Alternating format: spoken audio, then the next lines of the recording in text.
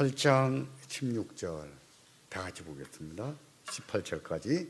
누구든지 등불을 켜서 그릇으로 덮거나 평상 아래 두지 아니하고 등경 위에 두나니 이는 들어가는 자들로 그 빛을 보게 하려 함이라.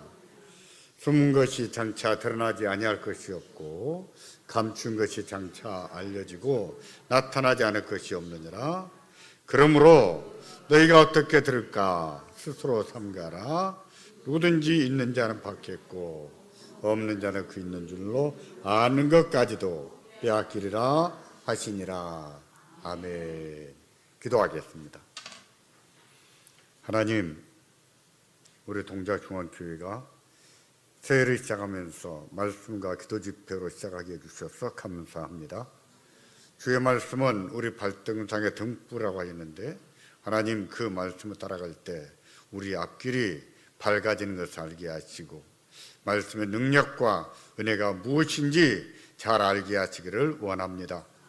하나님, 주의 말씀은 꿀송이보다 더 달다고 하셨는데 과연 하나님 말씀이 달콤하고 하나님 말씀이 얼마나 사랑스럽고 얼마나 놀라운지 밝게 깨닫는 은혜를 베풀어 주시기를 원합니다. 전능하신 주여, 이 밤에도 주의 복음을 전할 때 주의 복음이 말로만 전파되지 않게 하시고 성령과 능력과 큰 확신 가운데 증거되게 하시기를 원합니다. 우리 모든 심령이 함께 하시고 은혜를 다하여 주시옵소서. 예수님의 이름으로 기도하옵나이다. 아멘. 어젯밤에는 믿음은 어디서 나오는가에 대해서 말씀드렸습니다. 믿음은 들을 때 들으면서 온다고 했습니다. 믿음은 들으면서 뭘 듣는가라고 했을 때 그리스도의 말씀을 들어야 된다라고 했습니다. 결국 하나님 말씀 들을 때 믿음에 싹이 난다는 얘기예요. 하나님 말씀을 들을 때 믿음이 자란다는 얘기입니다. 하나님은요, 성령 하나님은 그 들은 말씀을 통해서 마음속에 믿음이 싹이 나게 하시고 자라게 하시고 열매를 맺게 하시는 거예요. 또 설교의 권위도 하나님 말씀에서 나온다고 했습니다. 왜냐하면 목사는 하나님 말씀을 설교하라고 시험을 받았고 목사는 설교할 때 성경을 강론해야 되거든요. 성경을 강론해야 돼요. 하나님 말씀을 강론해야 됩니다. 그러므로 목사는 성경만 설교할 때 그 권위도 인정받을 수 있고 존중을 받을 수 있는 거예요. 우리의 신앙이 무엇이냐? 신앙의 표준이 무엇인가? 라는 것을 말할 때 우리가 뭘 봐야 될까요? 성경을 봐야 될까요? 신앙 고백서를 봐야 될까요? 일반적으로 우리는 이렇게 대답합니다. 성경을 봐야지요. 맞습니다. 성경을 봐야 됩니다. 그런데 목사가 아니라면 성경을 잘 배우고 연구하는 훈련을 받는 사람이 아니라면 성경을 전체적으로 잘 이해하기가 쉽지가 않아요. 목사가 신학을 했다고 해서 성경을 다 알겠습니까? 아니에요. 주일 설교가 돌아오면 그 설교 한 편을 준비하기 위해서 몇 달 전부터 그 성경을 연구를 해야 됩니다. 그리고 그 주가 다가왔을 때 그 본 것을 또 연구한 것을 정리를 해야 되거든요. 신학교 졸업하고 목사가 됐다고 해서 성경을 다 아는 것이 아닙니다. 부단히 배우고 부단히 연구하고 해서 잘 갈고 닦은 것을 전해야 되는 거예요. 이게 설교입니다.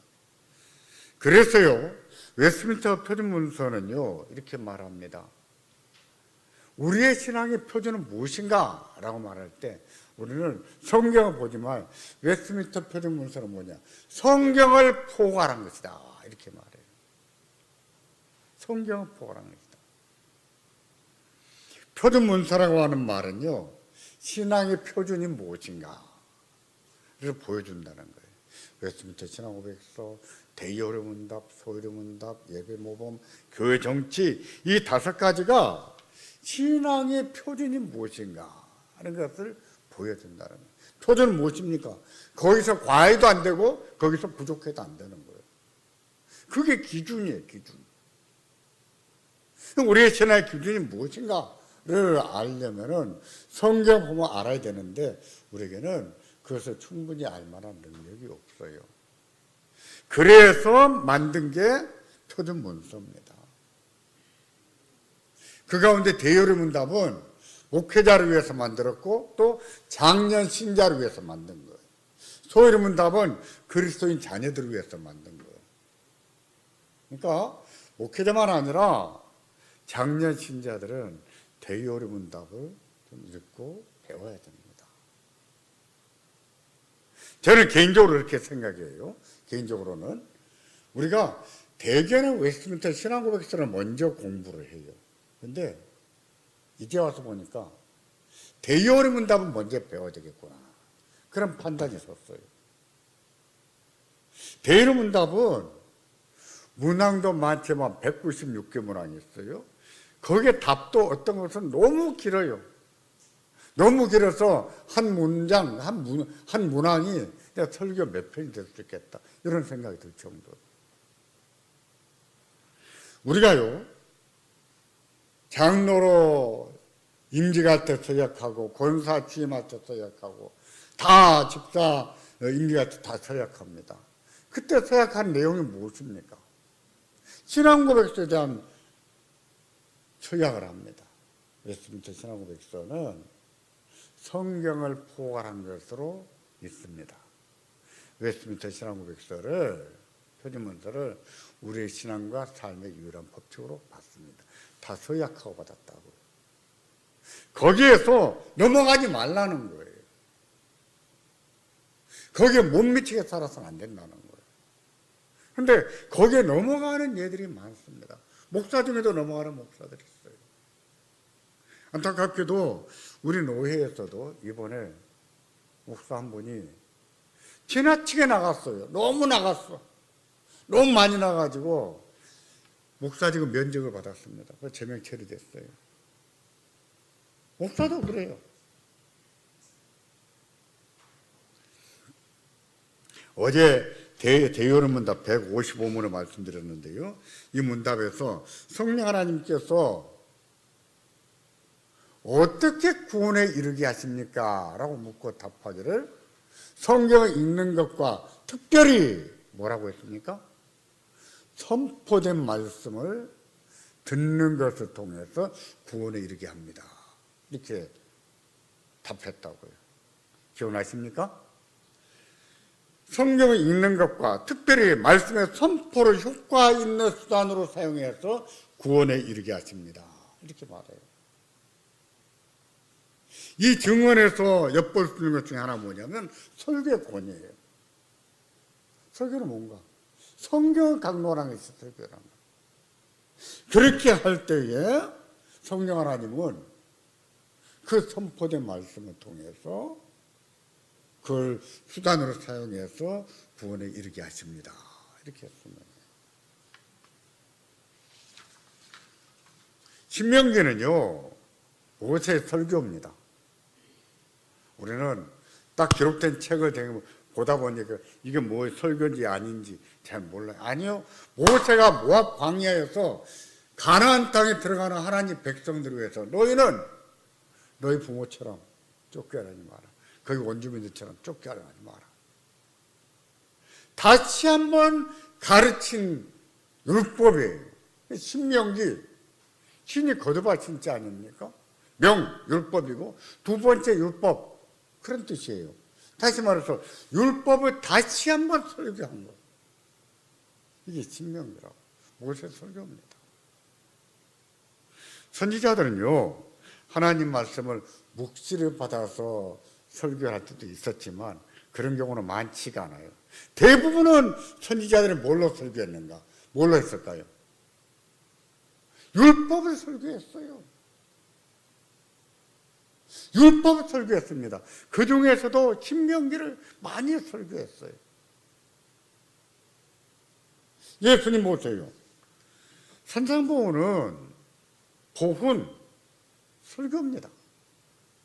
예수님이 산에서 가르치신 설교예요. 예수님은 산상보훈 설교를 하면서 밑도 끝에 없는 새로운 이야기를 한 게 아니에요. 어디에 있는 이야기입니까? 구약에 있는 율법을 다시 한번 강론한 거예요. 율법의 정신을 살려서 다시 강론한 거예요.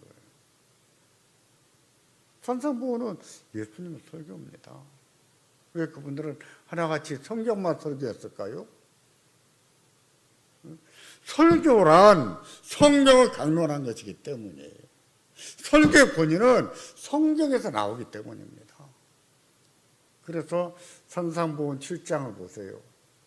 예수님이 산상보훈 강론을 마쳤을 때 사람들이 다 놀랐습니다. 왜 놀랐습니까? 예수님이 가르치시는 것이 권세가 있는 자와 같고 누구와 같지 않더라? 자기들의 서기관들과 같지 않더라. 예수님은 율법을 가르쳤어요. 서기관들도 율법을 가르친다고 가르쳤습니다. 그런데 자기들은 오랫동안 수십 년 동안 서기관들에게 율법의 설교를 듣고 왔는데, 근데 서기관들이 가르친 것과 예수님이 가르친 것이 다르더라는 거예요. 다르죠. 그들은 조문으로 가르쳤으니까, 문자주의로, 율법주의자로 가르쳤으니까. 근데 예수님은 아니신 거예요. 하나님 말씀이 하나같이 공감이 되고 의미가 있고 율법으로 가르치는데 서기관들과 너무나 대조가 되는 거예요. 그래서 그 가르치는 것이 권세가 있는 자와 같았다, 이렇게 말씀하잖아요. 그거예요. 설교의 권위는 성경에서 나옵니다. 성경에서 나옵니다. 그런 사실을 안다면, 누군가가 성경에 없는 얘기를 한다면 우리는 호기심을 가지고 들을 것이 아니라 들을 때 딱 분별이 돼야 되죠. 분별할 수 있어야 돼요. 적어도 믿은 지가 오래됐다면, 마땅히 선생이 될 법할 만한 그런 성도가 됐다면 들을 때 분별이 돼야 되는 거예요. 근데 안타깝게도 그런 것을 분별할 수 있는 사람들이 교회들이 보면 많지가 않은 것 같아요. 많지가 않아요. 참 안타깝습니다. 그러니까 목사가 하나님 말씀이 아닌 것을 말해도 그냥 듣기 좋으면 은혜가 되면, 은혜라고 하는 말도 성경이 말하는 은혜와 또 달라요. 자기 듣기에 좋으면 다 아멘이에요. 아멘. 분별력이 없는 것이지. 그러니 교회를 못 지키는 거예요. 특히 장로님들은 그런 면에서 분별력이 있어야 됩니다. 그래서 장로의 자격에 보면 신학적인 훈련이 된 자를 요구해요. 성경을 잘 배워서 어느 정도 신학적인 훈련이, 교리적인 훈련이 되신 분들, 그분들은요 꼭 지켜낼 수 있어야 돼요. 그걸 지켜내야 됩니다.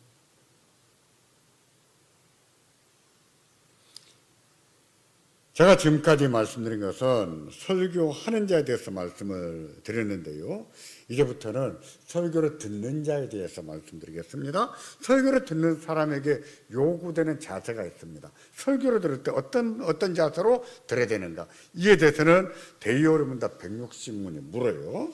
선포된 말씀을 듣는 사람에게 요구되는 것은 무엇입니까? 이렇게 묻습니다. 여러분 잘 보이세요? 글자가 많은데 같이 한번 읽어보겠습니다.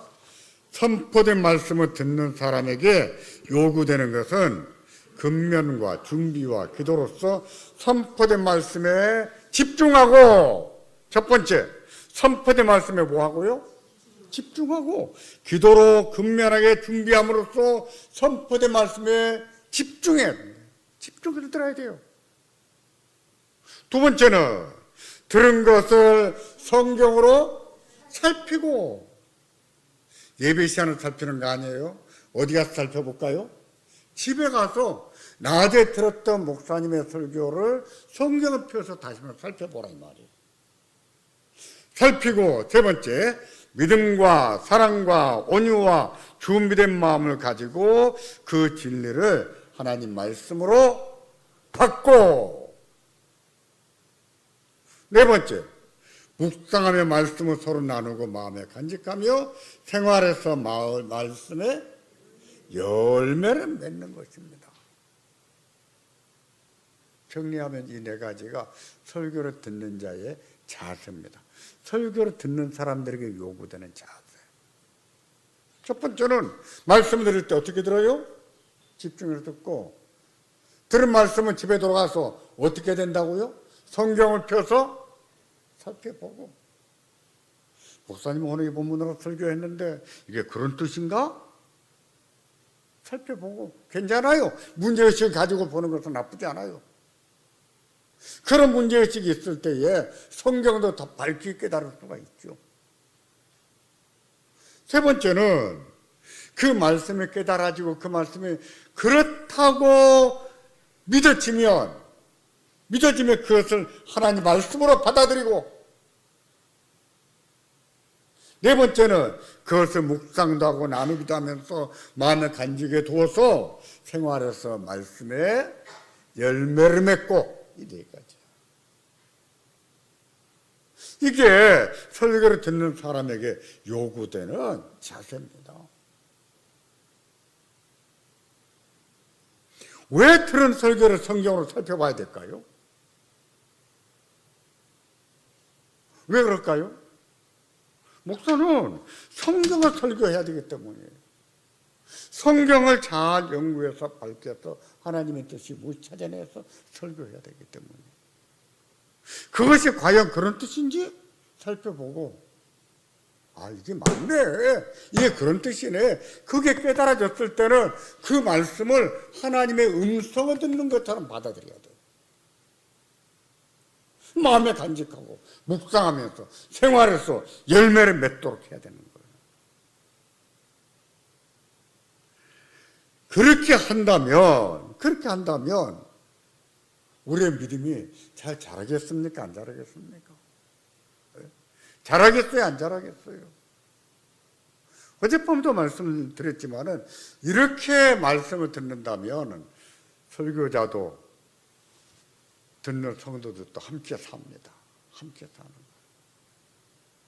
목사도 사람인지라 게을러질 때가 있어요. 게을러지다가도 말씀에 깨어있는 사람이 딱 떠오르면 정신을 다시 한번 차릴 수 있어요. 하나님이 무섭습니까? 사람이 무섭습니까? 하나님 무서워요? 다 말은 하나님 무서워요. 근데 실제 삶에서 보세요. 하나님은 더 무서워합니까? 사람은 더 무서워합니까? 사람 더 무서워요. 우리에게는요, 하나님이 감독자이시지만 또 사람 감독자도 필요한 거예요. 나쁜 의미에서가 아니라 서로 자기 역할을 잘 함으로 인해서 서로 감독이 되고, 서로 더 겸손해지고, 서로 더 근면하게 되고, 서로 동기부여를 해주고, 그런 교회가 건강한 교회입니다. 그 목사도 사는 것이고 성도도 또 사는 거예요. 설교의 권위는요, 성경에서 나온다는 것을 제가 여러 번 말씀드립니다. 설교자의 권위도 성경 말씀을 설교할 때 인정받을 수 있다고 했습니다. 듣는 사람도 어떻게 하자고요? 집에 돌아가시면 성경 펴서 살펴보자 그랬어요. 목사님은 설교를 다시 한번 살펴보자.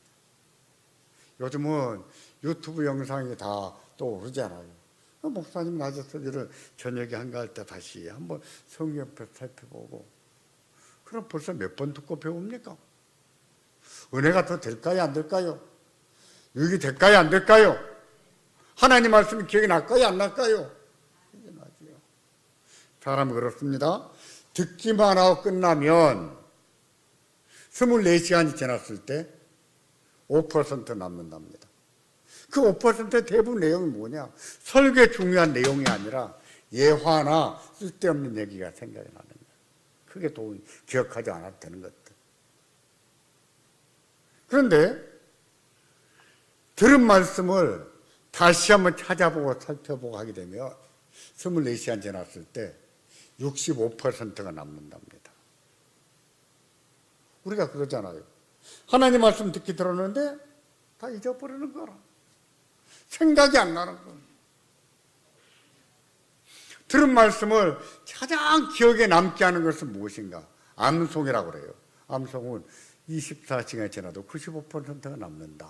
이렇게. 하나님 말씀이 남아야지. 사람들은 그렇게 말하더라고요. 목사님, 콩나무 씨루에 물을 주면 물은 다 빠져버려도 콩나물은 자랍니다. 하나님 말씀 듣고 다 잊어버려도 믿음이 자랍니다. 그렇습니까? 그래서 콩나물에 계속 물만 줘보세요. 먹을 수 있습니까? 못 먹습니까? 못 먹어요. 쓸모없는 콩나물이 버려야 돼요. 우리는 콩나물이 아니에요. 우리는 하나님의 형상을 닮은 사람이라고요. 그래서 하나님 말씀 들은 것을 쏟아버리면 안 되고 그것이 우리의 마음의 밭에 잘 뿌려져서 싹이 나고 자라야 됩니다. 열매를 맺어야 되는 거예요. 성령 하나님께서는요, 그 들은 말씀을 통해서 자라게 하시고 또 믿음 있게 하시고 또 구원에도 이르게 하시고 또 많은 좋은 열매들을 맺게 하십니다. 맺게 하실 때 어떤 사람은 30배로 맺어요. 어떤 사람은 60배로 맺습니다. 어떤 사람은 100배도 맺어요. 우리에게 그런 믿은 지가 오래됐다면 그런 열매 맺는 그런 성과가 나타나야 됩니다. 그게 증명이에요. 우리가 매주 예배를 드리고 예배 때마다 성경을 읽고 설교를 듣습니다. 예배하는 모든 사람이 똑같이 들어요. 그런데 말입니다. 어떤 사람은 믿음이 잘 자라고 어떤 사람은 똑같이 들었는데 믿음이 자라질 않아요. 왜 그럴까요? 물론 설교 듣는다고 해서 다 듣지 않고 집중하지 않는 사람도 있습니다. 참 묘한 게요. 어떤 분은 설교가 시작이 되면 꼭 조는 분들이 있습니다. 더 기가 막힌 것은 어떻게 하는지 설교가 딱 끝나면 일어나요. 진짜 그렇더라고요. 제 경험으로 볼 때 그런 분들은요, 오래 다녀도 믿음이 자라지라. 사람이 변하지라. 대화를 해보면 조금 더 성숙해져 가질 않아요. 믿은 일로 됐는데 아직도 어린아이 같은 믿음을 가지고 있는 것을 볼 수가 있습니다. 자라지가 않지. 그런 사람 말고요. 그런 사람 말고 집중해서 듣는데도 어떤 사람은 잘하지 않아요. 왜 안 잘할까요? 이 문제는요, 공부를 잘하는 아이들이 수업 시간에 선생님 말씀을 잘 듣는 것과 조금 관련이 있어요. 같은 점도 있고 다른 점도 있어요. 학교에서 배우는 과목은 무슨 과목이든지 논리적입니다. 이성적이에요. 잘 이해하고 잘 들어보고 복습하면 점수 올라가요. 학원 다닌다고 점수 오는 것이 아니라 학원을 다녀도 복습을 안 하면 점수가 안 올라요. 복습이 중요한 거예요. 성경과 설교도 마찬가지입니다. 성경과 설교의 모든 내용은 아니지만 대부분의 내용이에요. 대부분의 내용은요, 논리적입니다. 이성적이에요. 그래서 일정 부분은 연구하고 노력도 많이 해야 됩니다. 그러나 다 그렇진 않아요. 초월적인 부분도 있고 또 이성적으로 설명할 수 없는 신비한 부분도 있는 거예요. 성경이 그렇습니다. 초월의 영역이 있고 이성적으로 설명할 수 없는 신비한 부분이 있어요. 그런 점이 학교 선생님 수업 열심히 듣는 것과 다른 점인데 그 초월과 신비를 어떻게 믿을 수 있을까요?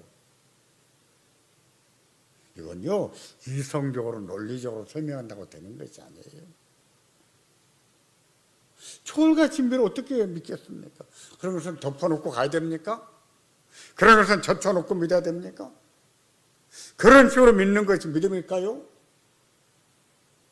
신앙의 3요소 가운데 하나가 지입니다. 지성과 그리고 감정과 의지예요. 올바른 지식이 없으면 올바른 믿음이 없어요. 사상 누각에 불과해요. 올바른 지식이 쌓일 때에, 그럴 때에 올바른 믿음이 생길 수 있는 거예요. 여러분께서는 누가 사업하자 그러면 무조건 하겠습니까? 덮어놓고 믿고 하겠습니까? 알아보지도 않고? 그럼 당해요. 잘 알아야지요. 같이 할 만한 사람인가? 믿어도 될 만한 사람인가? 알아야지요. 알아야 믿음이 생기지요. 하나님을 믿는 믿음도 마찬가지입니다. 왜 하나님이 성경을 우리한테 특별 계시로 주셨겠어요? 거기에는 하나님이 어떤 분인가를 계시해 놓았거든요. 어떻게 믿어야 되는지 설명해 놓았거든요. 그걸 읽어보고 하나님이 누구신지 알라는 것이죠. 어떻게 믿어야 되는지 알라고 하는 것이죠. 우리가 성경을 읽고 설교를 들은 말씀이 구원에 이르는 믿음이 되기 위해서는요, 이 초월과 이 신비의 영역은 성령의 은혜가 아니면 믿을 수가 없는 영역이에요. 성령 하나님께서는 바로 그런 초월과 이성적으로 받아들일 수 없는 이런 모든 영역들, 그런 것들을 하나하나 깨닫게 하셔가면서 어느 순간에 확 깨달아지게 하시고 믿어지게 하십니다. 믿어지게 하세요. 그 은혜가 있어요. 그런 것을 보고 성령의 조명이다 이렇게 말해요. 우리가 불을 켜면 조명이 비치면 밝아지잖아요. 그런 것처럼 성령의 조명이 있을 때에 그 좀처럼 믿어지지 않았던 그 초월과 신비의 영역이 믿어지는 거예요. 성령의 조명입니다.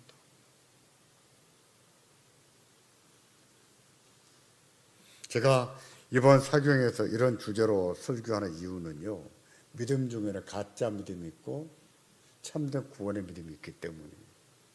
자기 딴에는 믿음이 있다고 하는데 들어보면 가짜 믿음이 있어요. 회개도 마찬가지입니다. 가짜 회개와 참된 회개가 있는 거예요.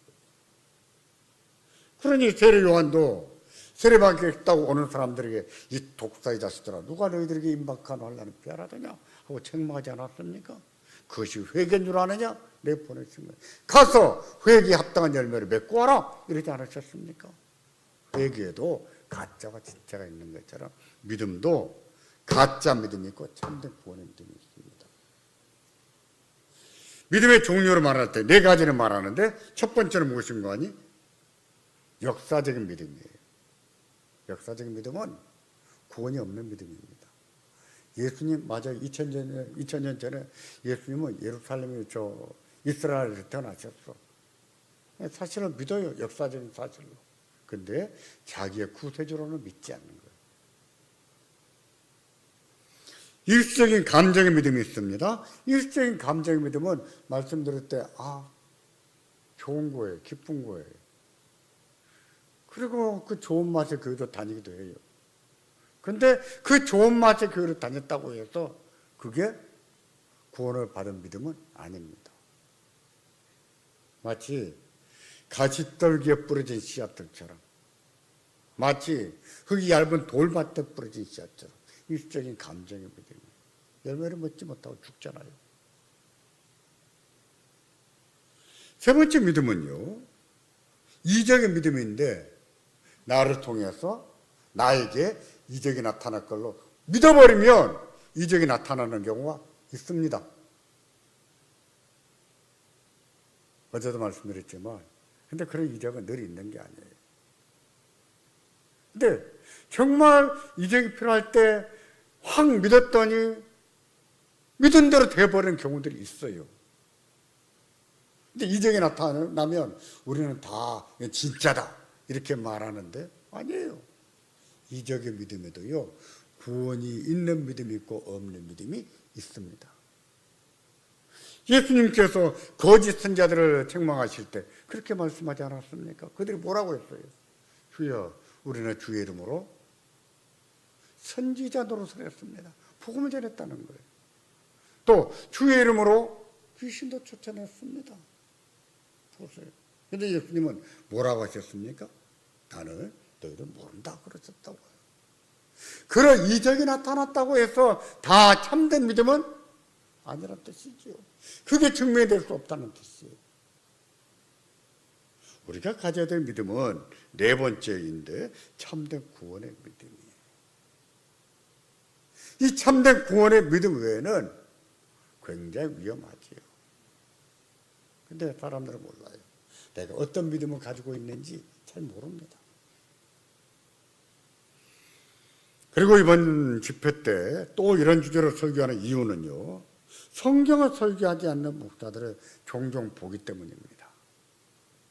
성경에 없는 얘기를 하면서 그것이 하나님 말씀인 것처럼 가르치는데 교인들은 그걸 또 설교로 알아들어요. 하나님 말씀으로 알아들어요. 그런 것이 안타까워서 저희 교회에서도 이 설교를 다 했던 거예요.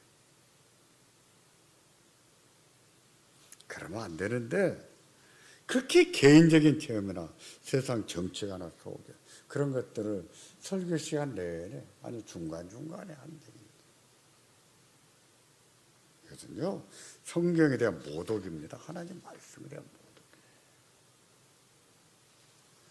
그러면 우리가 설교를 들을 때 어떤 마음으로 들어야 되는가? 성령 하나님께서는 특별히 선포된 말씀을 들을 때 구원에 이르도록 하신다라고 했는데, 그러면 들을 때 어떤 태도로 듣는 게 좋은가? 그게 본문이에요. 18절을 보실까요? 같이 보겠습니다. 그러므로 다시요, 다 같이 한번 크게 했습니다. 그러므로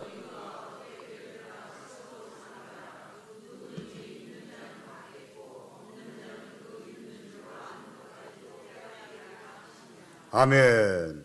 우리가 선포된 말씀 들을 때 어떻게 들을 것인지 조심해라 그랬습니다. 그 말은 무엇입니까? 경고예요. 잘못된 태도, 잘못된 마음으로 듣는다면 그 들은 것마저도 빼앗길 수 있다 그랬어요. 경고입니다. 경고예요. 선포된 말씀을 들을 때 잘못 들으면 들은 것마저도 빼앗길 수 있겠다고 했는데, 그렇게 되는 것은 믿음이 되지 않는다는 뜻이지요. 믿음이 되지 않는다는 말입니다. 그 말은 성령 하나님께서 그런 사람들에게 은혜를 주시지 않는다는 거죠. 그래서 내가 어떻게 듣고 있는지, 평소에 예배 때 설교를 어떤 마음으로 듣고 있는지 이번 기회에 살펴보기를 바랍니다. 살펴보셔야 돼요. 본문에 앞서 예수님께서는 씨 뿌리는 비유를 들려주셨습니다. 씨 뿌리는 비유는 8장 10절에 밝힌 것처럼 하나님 나라에 대한 비유입니다. 이 하나님 나라는 저기에 있는 하나님 나라가 아니에요. 이 땅에 있는 하나님 나라예요. 이 땅에 있는 하나님 나라, 그것을 두 글자로 뭐라고 합니까? 교회라고 해요. 교회는 이 땅에 있는 하나님의 나라입니다. 이 세상에 존재하는 하나님 나라. 이 세상에서 존재하는 하나님 나라에는 어떤 일이 일어날 수 있는가? 이를 설명하는 것이 마태복음 13장 10분의 비유들, 여러 비유들이에요. 교회에서 일어날 수 있는 일들이에요. 그 중에 하나가 본문인데 8장 11절에 밝힌 것처럼 씨는 무엇인가? 하나님 말씀이에요. 이 세상에 있는 하나님 나라는요, 말씀의 씨앗을 뿌리는 것 같다 그랬습니다. 농부가 씨앗을 뿌렸는데 어떤 씨앗은 길가에 뿌려졌습니다. 어떤 씨앗은 바위 위에 떨어졌다고 했는데 흙이 얇은 바위를 말합니다. 이스라엘은 골짜기, 산사의 골짜기가 200m에서 400m 정도 된답니다. 그게 평지예요. 거기서는 밀농사를 짓습니다. 아니, 거기에서 주로 밀농사 짓고, 그 경사지, 약간 경사지 있는데 거기 포도농사를 짓는데, 그 위에 올라가면은 감람나무를 심고, 갈수록 흙이 얇아요.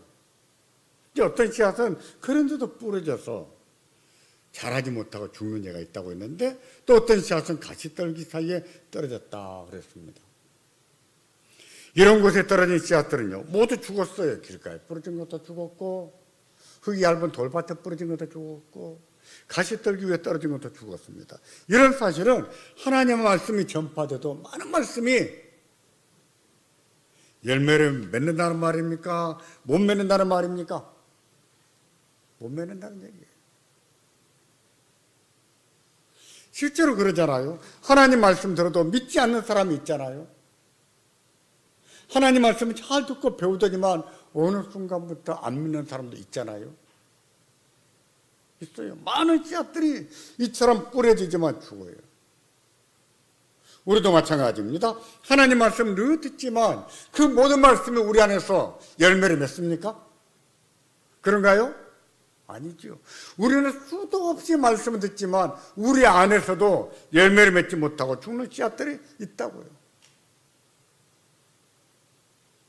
그래서 어떤 마음으로 듣는가가 중요하다는 겁니다.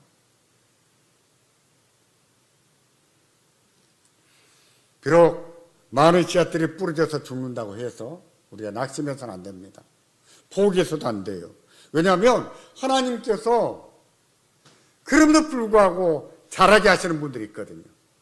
열매를 맺게 하시는 분이 있거든요. 30배, 60배, 100배 열매를 맺게 하시는 분들이 계세요. 우리는 여기에 소망을 품어야 됩니다. 소망을 가지고 뿌려야 되는 거예요. 죽는데 뭐로 뿌려? 믿지 않는데 뭐로 뿌려가 아니라 수많은 사람이 죽어가는 걸 보면서도 하나님의 살려내는 사람들이 있어요. 거기에 소망을 품고 씨앗을 뿌려야 됩니다. 복음을 전해주고 그리고 믿도록 인도해야 되는 거예요. 그런 가운데 하나님이 믿게 하시는 분이 있거든요. 그러므로 말씀을 뿌릴 때는 너무 낙심해서는 안 됩니다. 쉽게 포기하면 안 돼요. 무슨 일이니 그렇습니다. 인내하면서 오래도록 버티면서 해야 되지 한 번, 두 번 해보고 포기하는 사람은 아무것도 못해요. 그러는 것처럼 씨앗을 뿌린 것도 그래요.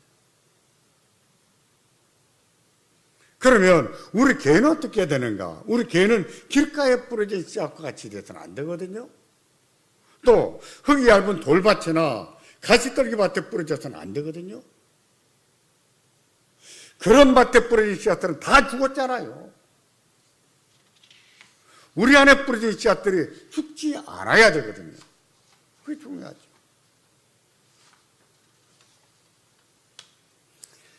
가끔은 우리도 그럴 때가 있지 않습니까? 말씀을 듣고 기쁘게 살다가도 어느 순간에 기쁨이 죽어버리고 어떤 순간에는 마음이 공허하고 어떤 순간에 짜증도 나고 그럴 때도 있잖아요. 그러다가 어떻든 돌이켜야 되잖아요. 맞아요. 그래야 되는 거예요. 말씀을 버릴 게 아니라 근심을 버리고 말씀을 버릴 게 아니라 욕심을 버리고 말씀을 포기할 것이 아니라 억울한 것을 버려야 되는 거예요. 그래야 열매를 맺죠. 근데 잘 못해요. 우리는 말씀을 버리고 억울한 걸 붙들고 있는 거야. 말씀을 포기하고 욕심을 붙드는 거야. 그러니까 배워도 열매를 맺지 못하는 경우들이 생겨나. 정작 버릴 것은 무엇입니까? 우리의 염려요, 욕심이요, 사나운 마음이요, 모든 미혹된 것들을 버려야 되는 거야.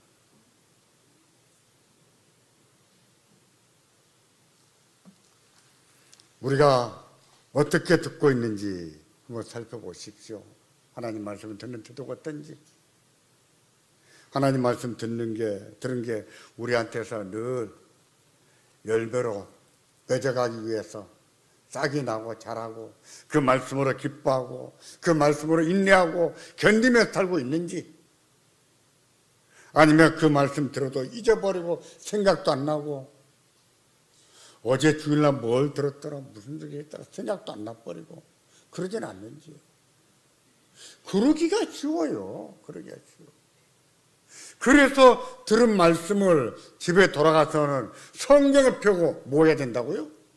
살펴보고. 이게 중요해요. 목사도 그럽니다. 목사도 자기가 설교 제목을 정해놓고도 설교 본문을 정해놓고도 또 다시 보고 저희가 보지 않으면 그 다음날 내가 어제 설교 뭐 했더라 싶을 때도 있어요. 그럴 때 있어요. 그러니 어떻게 돌아가서 다시 성경 안 살펴보겠어요? 살펴봐야지. 우리가 본성으로 따지자면은 열매를 맺기 쉬운 것이 아니라 하나님 말씀 우리 안에서 죽기가 쉬운 거예요. 우리 본성인 거예요. 그러나 본성을 따라 살지 않고 성령을 따라 살 때 우리의 본성은 이기고 우리 안에서 말씀들이 열매를 맺을 수가 있는 겁니다. 제가 지금까지는 선포의 말씀을 듣는 좋지 않은 태도로 말씀드렸는데 좋은 태도가 있어요. 그 태도가 무엇인가 하니 16절입니다. 다 같이 보겠습니다. 누구든지 등불을 켜서 그릇으로 덮거나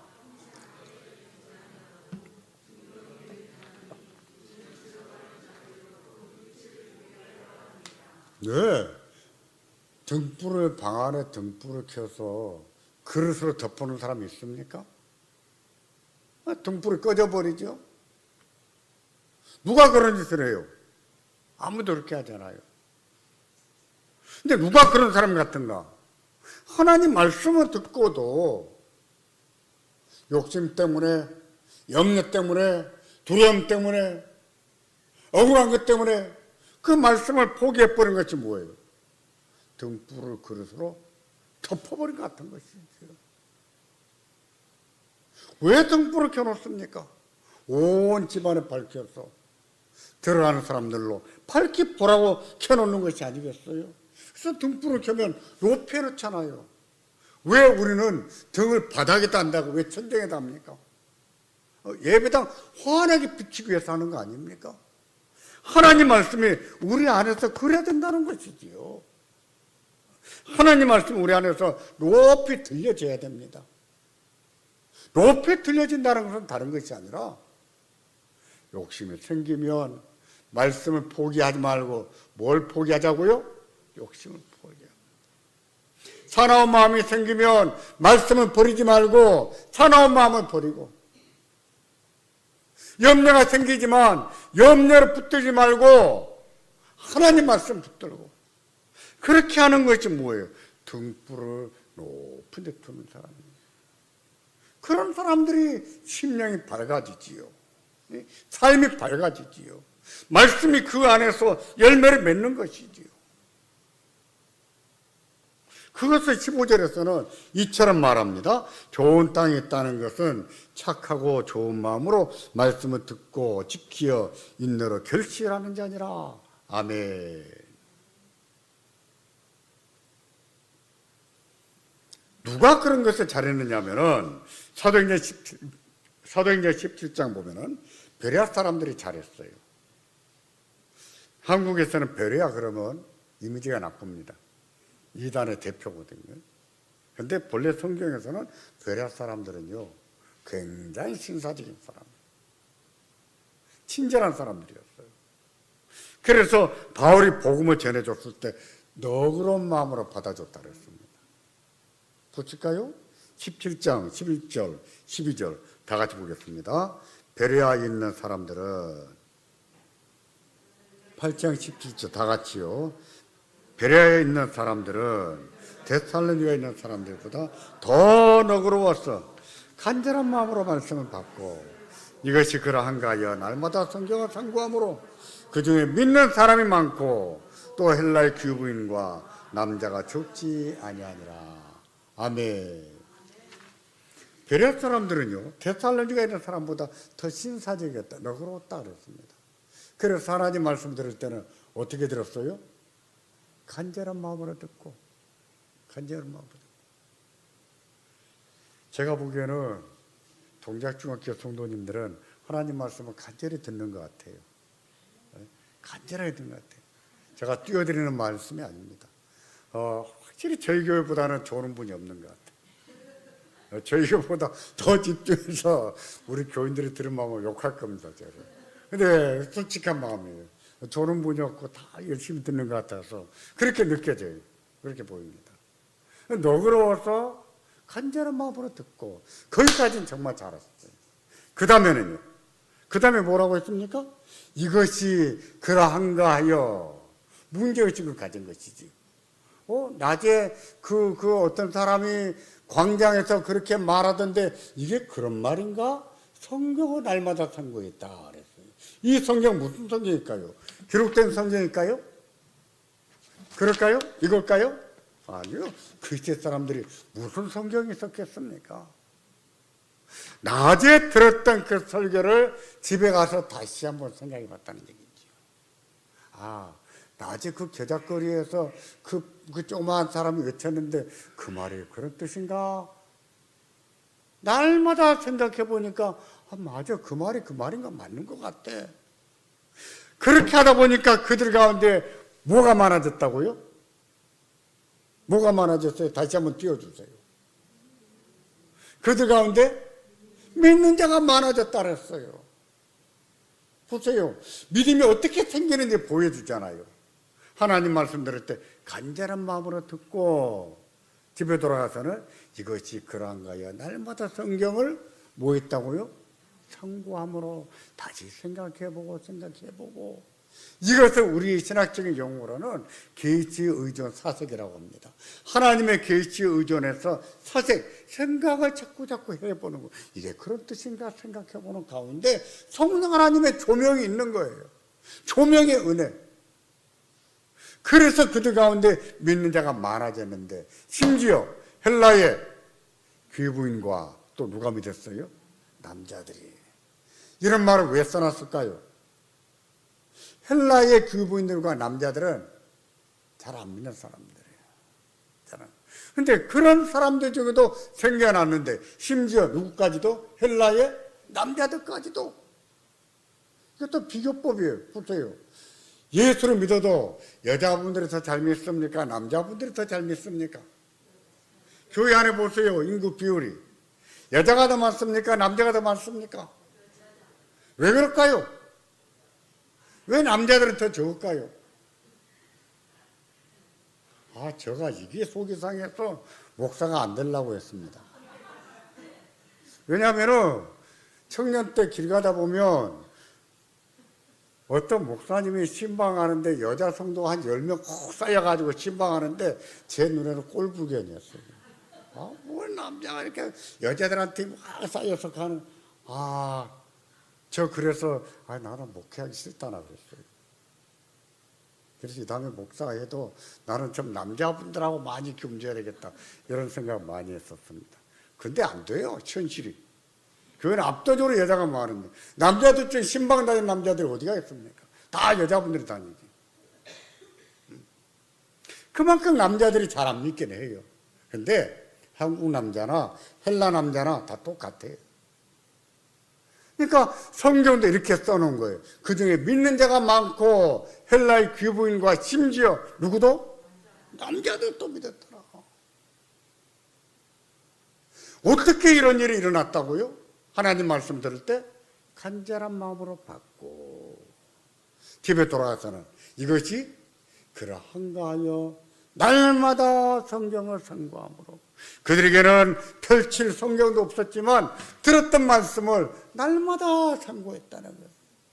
그러는 가운데 성령 하나님이 은혜를 주신 거죠. 성령의 조명, 성령 하나님 빛을 쫙 내려쬐 주신 것이지요.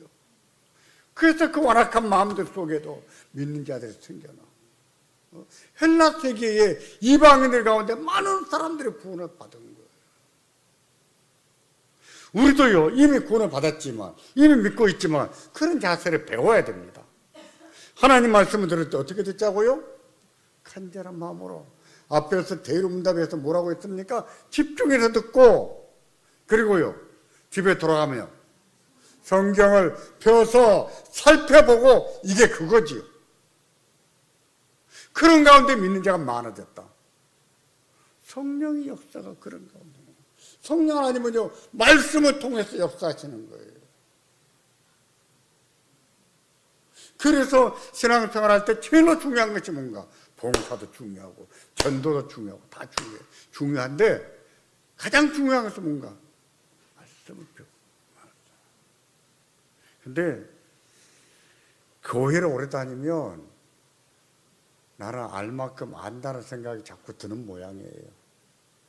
배울 만큼 배웠다는 생각이 들어가는 모양. 그러니까 성경 공부하다 그러면 권사님들은 잘 오질 않아요. 교회 오래 다니는 분들은 잘 오질 않아요. 왜 그런지 모르겠어요. 믿은 지 오래 안 되신 분들이나 믿어도 말씀 배우는 거 좋아하시는 분들, 오래때도 그런 분들만 열심히 오죠. 그렇게 되면 믿음이라고 하는 것은 항상 있지만 확신은 있다가도 없을 수 있어요. 우리가 구원을 받는 것은 믿음으로 받습니까? 확신으로 받습니까? 믿음으로 받아요. 확신은 있다가도 없어질 수 있어요. 강하다가도 약해질 수 있어요. 그러니까 먼저 된 자가 나중되는 일이 일어나는 거예요. 목사도 마찬가지예요. 목사도 날마다 기도하고 날마다 성경 보지 않으면 목사도 확신이 약해질 수가 있을까요? 없을까요? 있어요. 있어요. 목사도 성경 멀리하고 성경을 묵상하지 않고 날마다 보지 않으면 목사도 약해질 수 있는 거예요.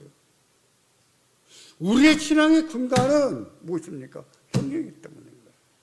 성경. 우리에게 하나님 말씀 듣는 좋은 태도가 있기를 바랍니다. 우리가 어떤 태도로 말씀을 듣고 있는지, 말씀 배우고 있는지 자기를 살펴보십시오. 그리고 이번 기회에 이 좋은 습관 하나 배우기를 바랍니다. 하나님 말씀 들을 때는 좀 간절한 마음으로 듣고 집에 돌아가시면 뭐 하자고요? 성경을 펴서 살펴보고 이렇게 되면 우리 조영 목사님께서 긴장하겠습니까? 안 하겠습니까? 긴장되지요. 다음 주 설교를 위해서 더 긴장하지요. 맞아요. 그게 서로 사는 길이에요. 목사를 살리는 길이에요. 함께 자라가는 겁니다. 이 놀라운 은혜가 우리 동작중앙교회에 충만하게 임하기를 바랍니다. 여러분의 심령에서 이 말씀이 열매를 맺고 능력 있게 나타나기를 주의 이름으로 축원합니다. 기도하겠습니다.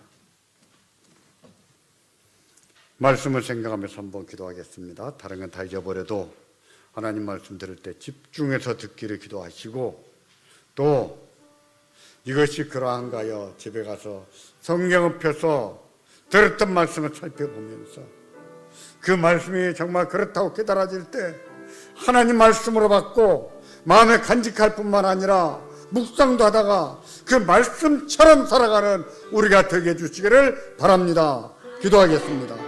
전능하신 주여, 우리들을 긍휼하게 주옵소서. 우리들을 긍휼하게 주옵소서. 우리들을 긍휼히 여기소서. 하나님이여 도와주시옵소서. 하나님이여 도와주시옵소서.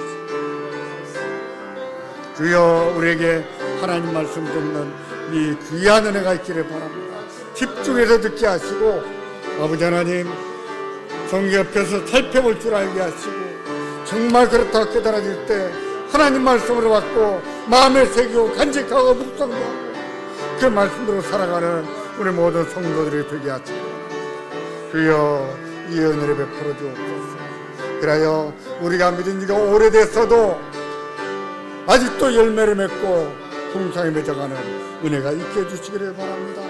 주여 긍휼히 주여 은혜를 베풀어 주옵소서.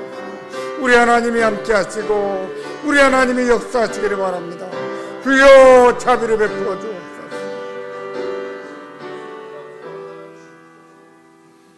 전능하신 하나님 은혜를 감사합니다. 하나님,